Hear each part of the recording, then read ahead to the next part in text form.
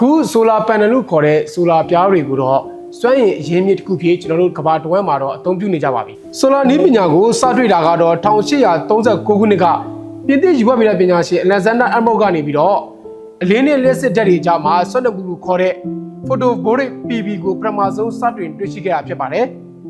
အဲ့ဒီတော့ကျွန်တော်နှစ်ပေါင်း30ကြာ1883ခုနှစ်မှာတော့ Wade Smith ကနေပြီးတော့ကျွန်တော်တို့ selenium လို့ခေါ်တဲ့ပစ္စည်းနဲ့အလင်းကနေလျှက်စစ်ကိုထုတ်လုပ်နိုင်ခဲ့ပါတယ်အဲ့ဒီလိုတွေးရှိပြီးနောက်ပိုင်း10နှစ်အကြာကျွန်တော်တို့မြန်မာနိုင်ငံမှာတီဘောမင်းပါတော်မူခင်1883ခုနှစ်မှာတော့ Charlie Fish ဆိုတဲ့သူကပထမဆုံးဆိုလာဆဲကိုစတင်တီထွင်ထုတ်နိုင်ခဲ့ပါတယ်သူရဲ့စွမ်းအင်ထုတ်လုပ်မှုက1%ပဲရှိတဲ့အတွက်ကျွန်တော်တို့စီးပွားအဖြစ်တော့သုံးလို့မရနိုင်ခဲ့ပါဘူးအဲ့ဒီနောက်1954ခုနှစ်ကြာမှာပဲကျွန်တော်တို့ Bell Laboratory ကနေပြီးတော့သိပ္ပံပညာရှင်တွေကဆီလီကွန်အခြေခံတဲ့ပထမဆုံးအသုံးဝင်တဲ့ဆိုလာဆဲကိုတီထွင်နိုင်ခဲ့ကြတယ်သူတို့ရဲ့တီထွင်မှုကတော့အရင်တုန်းကတည်းကအလုပ်ဖြစ်တယ်လို့ပြောလို့ရတယ်သူတို့ရဲ့တီထွင်ထုတ်လုပ်မှုကနေဆိုလာစွမ်းအင်ကိုကျွန်တော်တို့600%တိုးတက်ထုတ်နိုင်ခဲ့တယ်အဲ့ဒါကအဲ့ဒီချိန်တုန်းကနည်းပညာလောကတွေအောင်မြင်တဲ့ခြေလှမ်းတစ်ခုဖြစ်သတ်မှတ်ခံခဲ့ရတယ်အဲ့ဒီနောက်1900ကျွန်တော်တို့58ခုနှစ်မှာဒါဘန်ကွက်နံပါတ်1လို့ခေါ်တဲ့ဂျိုဒူပါကျွန်တော်တို့ဆိုလာပြားတွေကိုအသုံးပြုလာကြတယ်အဲ့ဒီ1960ကနေ1980ကာလအတွင်းတွေမှာတော့ကျွန်တော်တို့ဆိုလာတွေကိုတော့အာကာသဆိုင်ရာလုပ်ငန်းစဉ်တွေမှာပဲအများဆုံးအသုံးပြုလာဖြစ်ကြပါတယ်1980ခုနှစ်ကျော်လွန်ကာလဒီမှာတော့ဇင်နွန်ကိုကုမ္ပဏီတွေကနေဇင်နွန်သက်သာတဲ့ဆိုလာပြားတွေကိုစီးပွားဖြစ်ထုတ်ဖို့ကြိုးပမ်းခဲ့ကြတယ်အဲ့ဒီနောက်1983မှာဖြစ်တဲ့ White Crisis မှာကမ္ဘာတဝန်းအစားထိုးဖို့စွမ်းရည်လိုအပ်ချက်တွေကိုဆိုလာပြားတွေကအပြည့်ပေးနိုင်ခဲ့တယ်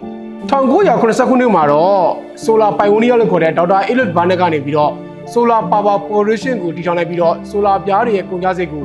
ဒေါ်လာ100ကနေပြီးတော့ဒေါ်လာ20ထိချော့ချနိုင်ခဲ့ပြီးတော့စီးပွားဖြစ်ထုတ်လုပ်မှုကိုအရှိန်မြင့်နိုင်ခဲ့တယ်အဲ့ဒီအကျိုးရလဒ်ဖြင့်1982ခုနှစ်မှာတော့အမေရိကန်နိုင်ငံပြည်ထောင်စုကယ်လီဖိုးနီးယားပြည်နယ်မှာတော့ကျွန်တော်တို့ဆိုလာစက်ရုံကိုပထမဆုံးတည်ဆောက်နိုင်ခဲ့တယ်။အဲ့ဒီနောက်ပိုင်း20ရာစုအစောပိုင်းကာလတွေမှာတော့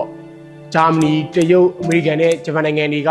ဆိုလာနဲ့ပတ်သက်တဲ့မူဝါဒတွေချမှတ်ပြီးတော့အပြိုင်အဆိုင်ကိုကြိုးပမ်းလာကြပါတယ်။အဲ့ဒီတည်းမှာတရုတ်အစိုးရကရှေ့တန်းကိုရောက်လာပြီးတော့ဆိုလာဈေးကွက်ရဲ့90%ကိုထိန်းချုပ်နိုင်ခဲ့တယ်လို့ဆိုလာကုမ္ပဏီမြောင်များစွာကိုလည်းမွေးထုတ်ပေးနိုင်ခဲ့တယ်။ဂျာမနီအစိုးရကလည်းတရုတ်အစိုးရနဲ့အပြိုင်သူတို့ရဲ့ဆိုလာမူဝါဒတွေကိုပြောင်းလဲလိုက်ပြီးတော့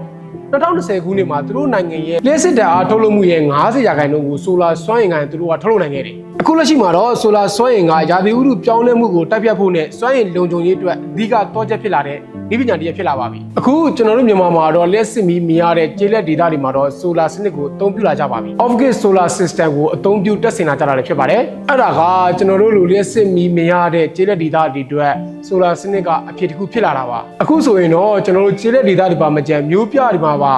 လျှက်စစ်မီးလိုအပ်ချက်ကြောင့်ဆိုလာစနစ်ကိုတော့တွင်တွင်ကျယ်ကျယ်တက်ဆင်အသုံးပြုနေကြပါပြီ။ဟုတ်ကဲ့ပါဒီကနေ့ပြောပြပေးသွားတာတော့ဆိုလာစနစ်တွေရဲ့ဘယ်ကစတင်ခဲ့တဲ့ဆိုတဲ့အကြောင်းဖြစ်ပါတယ်။ကျွန်တော်နောက်တဲ့ဗီဒီယိုမှာပြန်လည်ဆိုပြရပါမယ်။အခုလိုစောင့်ကြည့်ပြီးတဲ့အတွက်ကျေးဇူးအများကြီးတင်ပါတယ်။